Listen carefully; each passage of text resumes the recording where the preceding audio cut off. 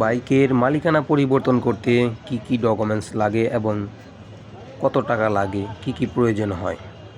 তবে দয়া করে আগেই বলে নিচ্ছি, আমার মতো কেউ দালাল ধরে প্রতারিত হবেন না। দালাল ধরছেন তো মরছেন, আমার মতো চুদলিং পং। যেমন আমি টাকার মোটা নাই বললাম, ধরেন 4,000 টাকা চুদলিং পং।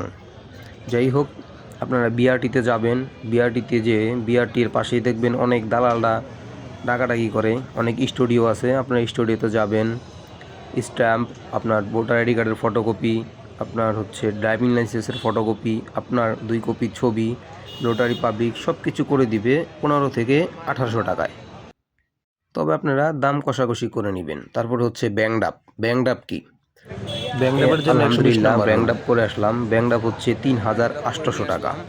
ধরেন 3800 টাকা আর 1800 টাকা, এই 6000 টাকা। 6000 টাকায় আপনার ক্লিয়ার। দালাল ধরছেন তো মরছেন। যাই হোক, আরেকটা জিনিস, এখানে বাইক চেকিংয়ের জন্য বিআরটি মাঠে নিয়ে আসছি।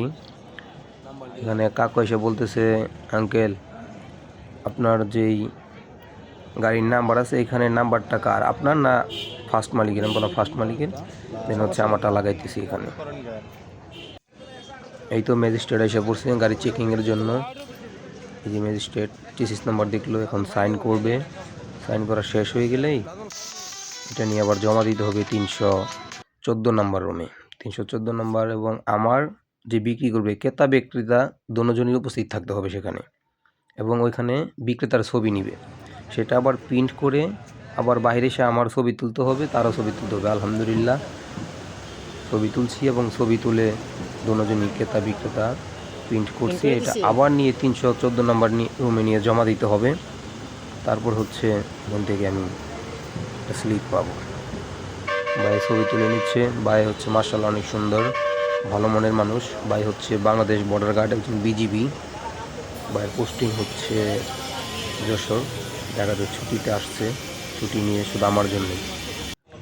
আলহামদুলিল্লাহ অবশেষে আমার স্লিপ পেয়ে গেছি, ডেলিভারি স্লিপ। এবার শুধু ফিঙ্গারের পালা। ফিঙ্গারের ডেট দেওয়া আছে এখানে, ফিঙ্গার দিয়ে যাব। ভাইয়া ছবি তুলে নিচ্ছে। ভাই অনেক ভালো মনের মানুষ, তবে কেউ প্রতারিত হবেন না দয়া করে।